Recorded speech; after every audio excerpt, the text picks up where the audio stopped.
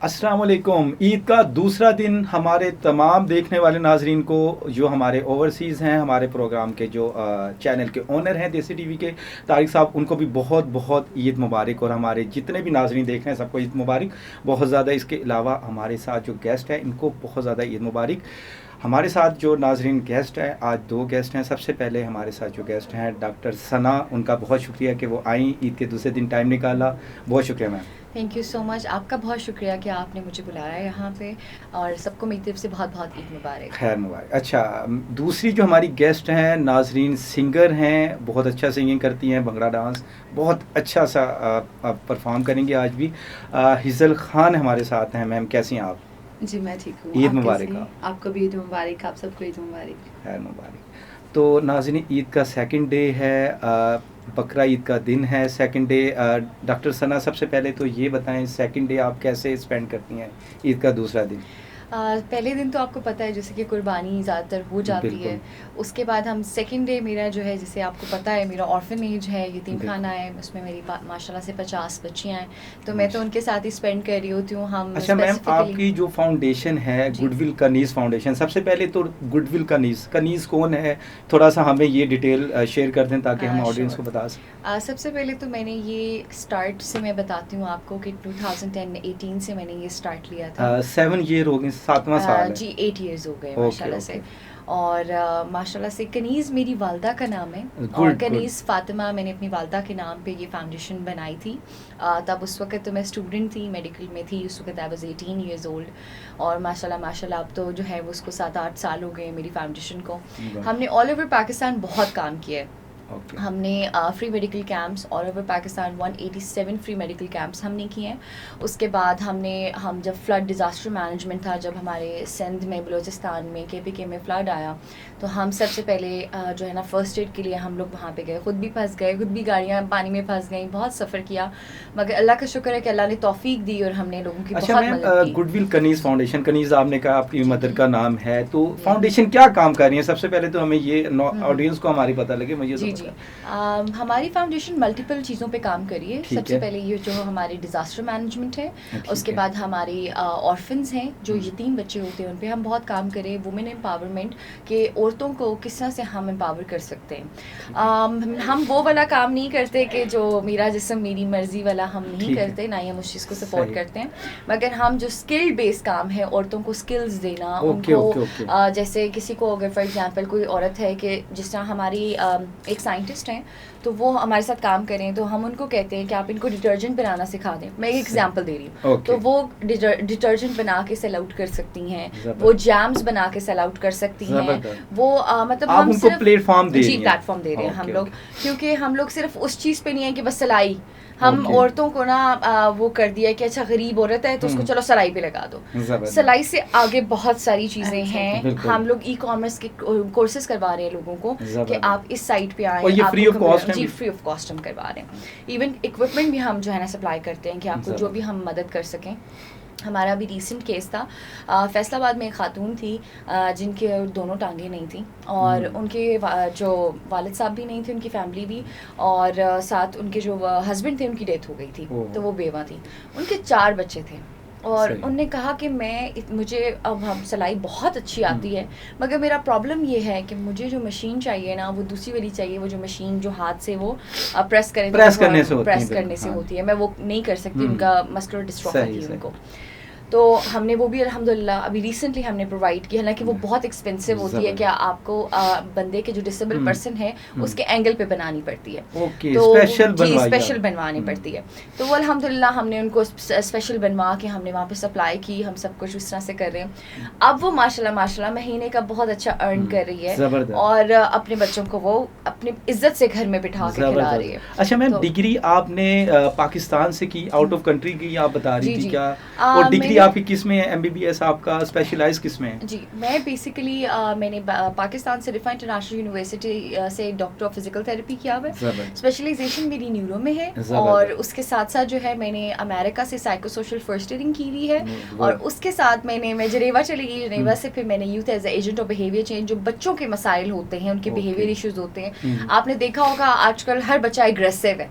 आप बच्चों को देखें तो वो बड़े फ्रस्ट्रेटेड हैं, गुस्सा करेंगे, माँ बाप से बुरे तरीके तरीके से बात करेंगे, तो हम उन बच्चों पे काम भी करते हैं। जबरदस्त। अब जैसे मेरी फाउंडेशन है, फिर उसके under the umbrella of my foundation हमने ऑर्फनेज माशाल्लाह से बना लिया, और हम अभी भी बहुत सारी विडोज जो बेवाएं हैं उनको मंथली बेसिस पे हेल्प करें, राशन के उसके पॉइंट के ऊपर, स्किल बेस के ऊपर। और फिर हमारे पास 50 बच्चे हैं ऑर्फन्स जो हमारे फाउंडेशन के अंदर हैं, उनका खाना पीना रहना, उनके स्कूलिंग सब कुछ अल्हम्दुलिल्लाह हम कफालत कर रहे हैं उनकी। सना, आपसे गपशप होती रहेगी, बातें। हिजल हमारे साथ हैं, गाना गाएंगी। कौन सा ट्रैक सबसे पहले हमें सुना रही हैं? जी, ईद का मौका है तो इसके ईद के हिसाब से बहुत अच्छा सॉन्ग है आप सबके लिए। बिल्कुल। ऑडियंस जितनी भी हमें देख रही है, आप सबके लिए बहुत ही प्यारा सॉन्ग है।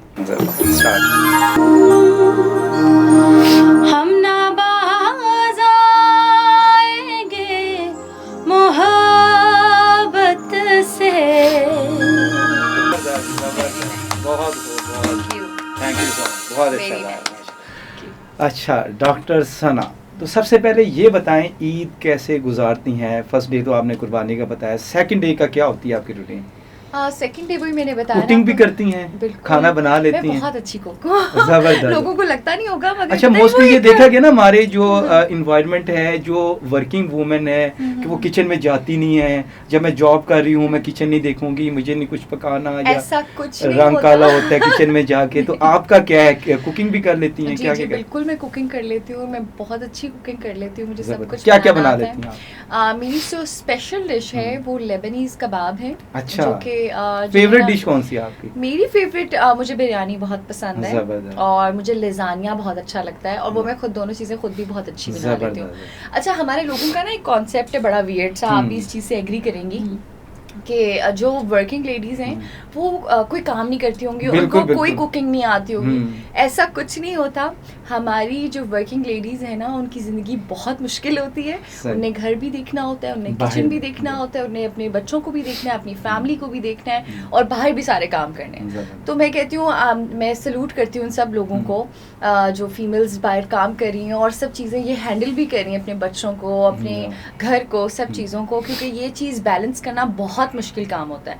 और हम सुपर वुमेन्स हैं जो हम कर रहे हैं माशाल्लाह, अल्हम्दुलिल्लाह, अल्लाह ही तौफीक देता है। देखें, सबसे बड़ी बात है कि हमारे माशरे में, इन्वायरमेंट में जो वर्किंग वूमेन है, अगर वो किचन भी संभाल रही है तो इस बड़ी बात जी नहीं हो सकती। जी हिजल, आप बताएं कि ईद का सेकंड डे, मतलब फर्स्ट डे ईद कैसे आप स्पेंड करती हैं?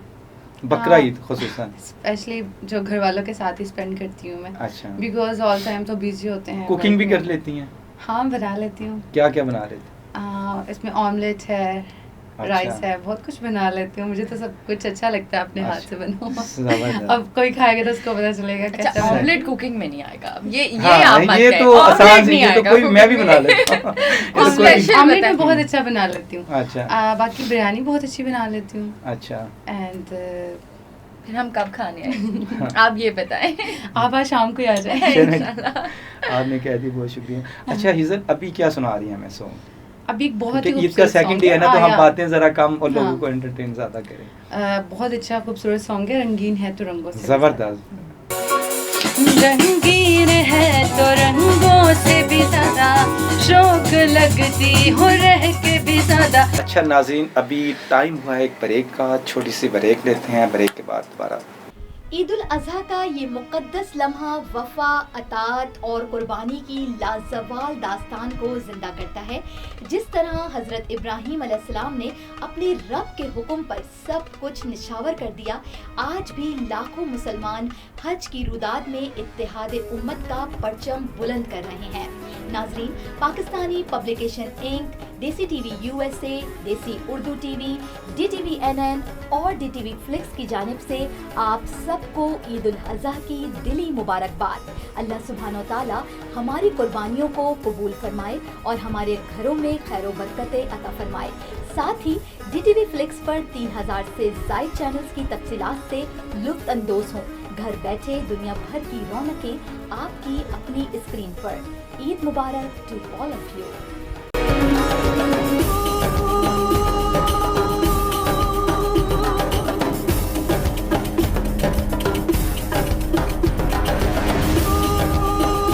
वेलकम बैक नाज़रीन। डॉक्टर सना बहुत डिसेंट सी गेस्ट हमारे साथ है, और जितनी वो डिसेंट है उसी तरह के काम भी उनके बहुत ज़्यादा डिसेंट है, उनसे थोड़ा सा पूछेंगे। मैम सबसे पहले तो ये बताएं कि गुडविल कनीज़ फाउंडेशन आपने बताया यतीम बच्चों को, तो वो जो बच्चियां हैं आप उनको एजुकेशन भी दे रही हैं, साथ साथ उनको रेजिडेंस भी दे रही हैं, दोनों तरह सहूलियात। तो ये बच्चियां कौन सी, इनके पेरेंट्स हैं या पेरेंट्स छोड़ चुके हैं इनको, क्या है, या गुमशुदा ये बच्चे, कौन से बच्चे हैं?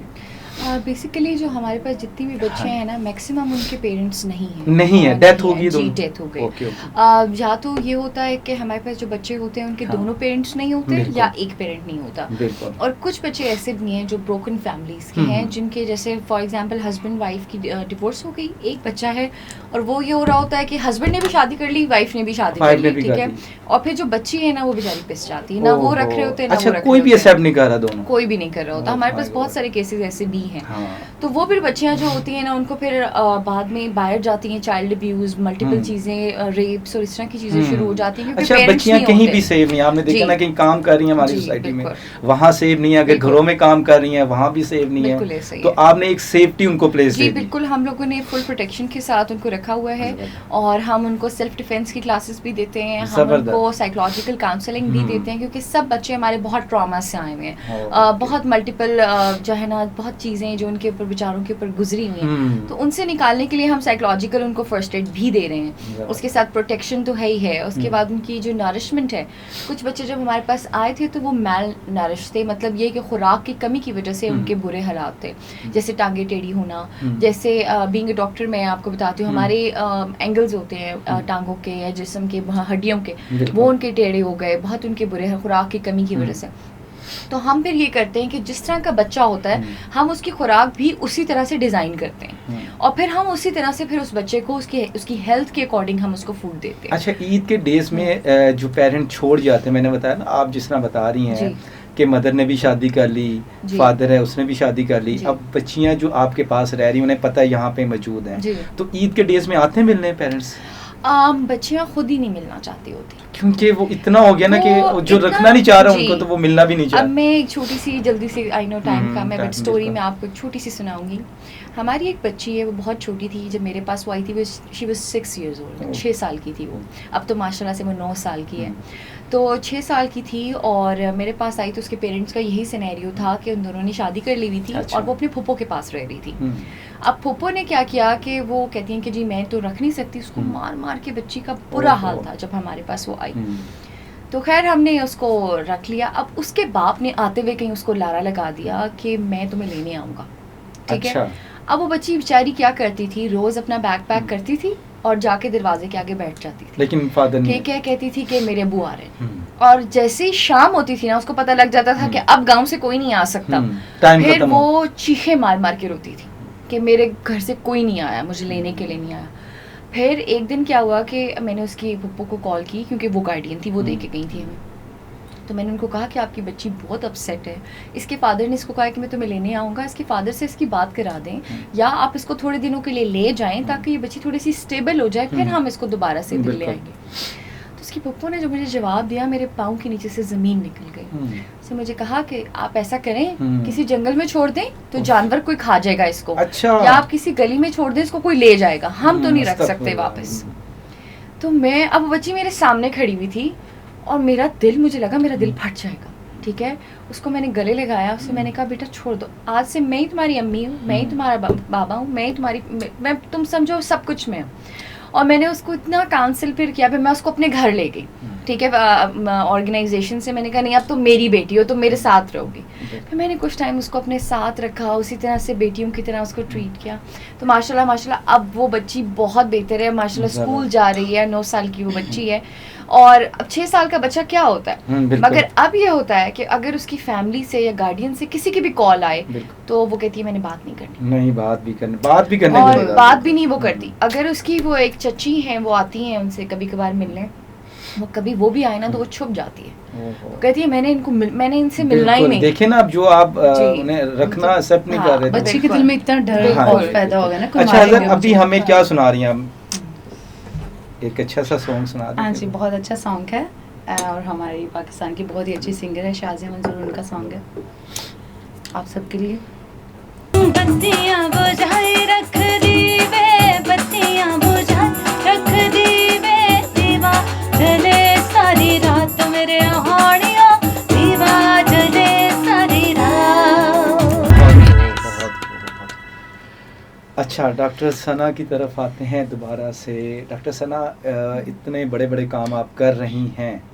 आजकल हमने देखा है कि एक फैमिली हो तो 2-3 बच्चे हों तो उनके खर्चे पूरे नहीं हो रहे होते, जो महंगाई हमारी चाह रही है माशरे में।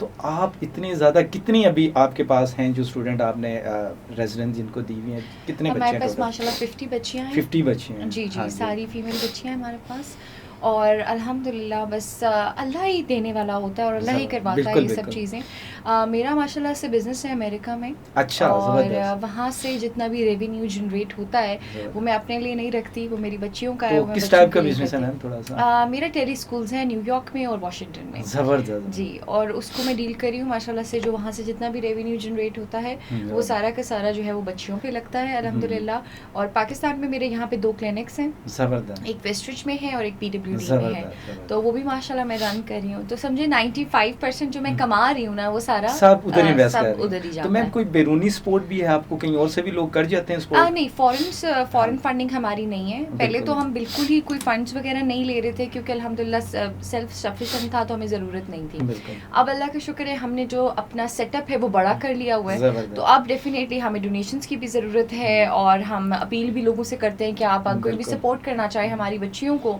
एजुकेशन में, फूड में, रिहाइश में, तो वो कर सकता है। ज़बरदस्त। गुडविल कनीज़ फाउंडेशन के पेज से हमें कांटेक्ट किया जा सकता है। बिल्कुल। हमारा गुडविल कनीज़ ऑर्फनेज का अलग से पेज है, उस पर कांटेक्ट किया जा सकता है। बिल्कुल। और आप डायरेक्टली अगर मुझसे भी कांटेक्ट करना चाहें तो आप, हमारी मैनेजमेंट है वहाँ पे, वो आपको मेरा नंबर दे सकती है। बिल्कुल, ज़बरदस्त हो गया। जी। अच्छा मैम, तो बिल्डिंग जो आपने ली है, जी। कब से कितना ड्यूरेशन हो गया ये आप कर रही हैं बिजनेस, मतलब फाउंडेशन चला रही हैं? कितना? मुझे जो ऑर्फनेज है वो 3 साल हो गए माशाल्लाह से। अच्छा। फाउंडेशन तो मैंने जैसे आपको पहले भी बताया कि ऑलमोस्ट 8 इयर्स हो गए माशाल्लाह, 8 साल हो गए जी। बड़ी ज़बरदस्त। मैं बहुत छोटी थी उस वक्त जब मैंने स्टार्ट किया था, बहुत तो मुश्किलात डिग्री आई। आप MBBS कर लिया था तब आपने स्टार्ट किया? नहीं, मैं डॉक्टर ऑफ फिजिकल थेरेपिस्ट हूँ, और मैंने उस वक्त मैं फर्स्ट ईयर में थी जब मैंने स्टार्ट ओके, किया तो था। स्टूडेंट लाइफ से ही आप ये जी काम जी कर रहे हैं? जी, मैं उससे पहले तो मैं स्टडी आपकी मुतासिर नहीं होती, मतलब स्टडी को टाइम देना, इन चीज़ों को देखना, मैंने जो ही आता था।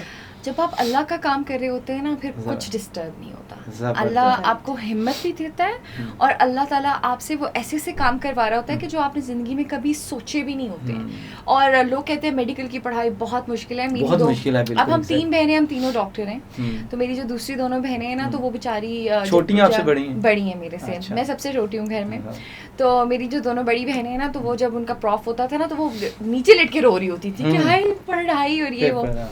तो मेरी मामा सबको बताती हैं कि यार इन 2 बच्चों ने मुझे बहुत तंग किया है, मगर इसका मेडिकल का जब टाइम आया तो इसने मुझे बिल्कुल तंग नहीं देखा किया। गया ना कि मेडिकल स्टडी, लोग कहते हैं कि हमें किचन में भी जाने का, खाने का भी टाइम नहीं जी, होता है, बिल्कुल। CA के हाँ, स्टूडेंट और जो जी। मेडिकल के। मगर उसमें देखें, हर बंदे की प्रायोरिटीज़ होती हैं, ठीक है। हर बंदे की सोच डिफरेंट होती है, ठीक है। एक सोच ये होती है कि मैंने सिर्फ पढ़ना है, ठीक है, और मैंने सिर्फ डिग्री हासिल करनी है। अब मेरी ये सोच नहीं थी। मैंने अपना बिजनेस भी अपने कॉलेज टाइम, जो यूनिवर्सिटी टाइम था, उसमें बिल्डअप किया। मुझे बिजनेस को भी ऑलमोस्ट 7 इयर्स हो गए, तो मैंने वो भी तभी बिल्ड किया, फाउंडेशन तब बिल्ड की। और मैंने medical camps all over Pakistan, जैसे वीकेंड आता था तो मैं सब डॉक्टर्स को इकट्ठा करके हम मेडिकल कैंप्स के लिए चले जाते थे कि लोगों को जितनी हेल्प हो सके। उससे ये हुआ कि जब मैं फ्री मेडिकल कैंप्स अपने सीनियर्स के साथ जाके करती थी, तो उससे मुझे नॉलेज बड़ा गेन होता था। मेरी पढ़ाई पे असर नहीं, बल्कि मुझे और ज़्यादा नॉलेज होता था।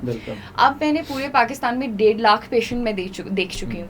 तो अब पेशेंट मेरी तरफ चल के आ रहा होता है ना, तो मुझे समझ आ रहा होता है कि इसका क्या क्या मसला आ रहा है। आपने MBBS किया, माशाल्लाह आपके क्वालिफिकेशन अच्छे, MBBS आपने कंप्लीट किया, आपने जॉब की तरफ आई गवर्नमेंट सेक्टर में? मैं I am not an MBBS doctor, I am doctor of physical therapist, DPT, ठीक है।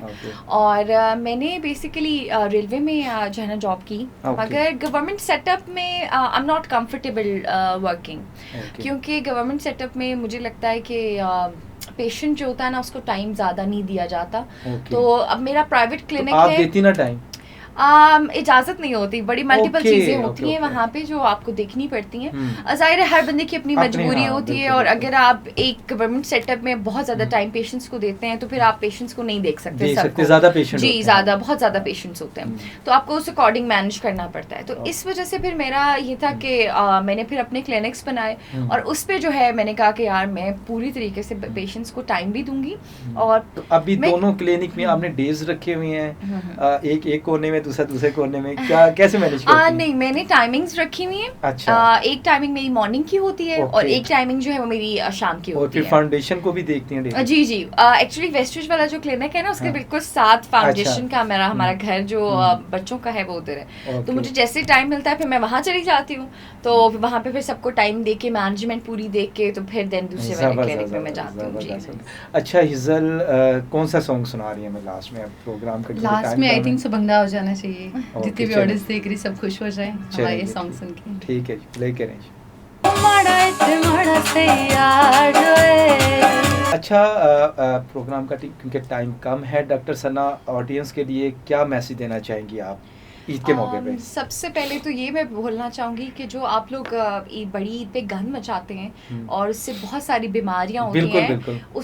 उस पे प्लीज़ फोकस करें। और वेस्ट मैनेजमेंट पूरी टीम बनाई हुई है गवर्नमेंट ने, उनकी गाड़ियां आती हैं, उनको जो भी गंद बला है, हाँ जो जी। चीज़ें हैं वो प्लीज़ उनको दें, और ताकि गंदगी से हम बच सकें। बिल्कुल। आपने देखा होगा बड़ी ईद के फ़ौरन बाद पेट के मसले, मल्टीपल प्रॉब्लम्स आना शुरू हो जाते हैं, क्योंकि खून जो है वो भी आप गलियों में और इस तरह करके गिरा रहे होते हैं, उसको साफ नहीं किया जा रहा होता। बिल्कुल, बिल्कुल। और फिर जो जानवर है उसके इंटेस्टाइन आते हैं, वो सब चीज़ें जो होती बिल्कुल, हैं बिल्कुल। वो भी बाहर फेंकी होती हैं जगह जगह पे। तो इस चीज़ को, अपने मुल्क को साफ रखें, सफाई निस्फ़ ईमान है। बिल्कुल ठीक है। और हिजल आप क्या कहना चाहेंगे?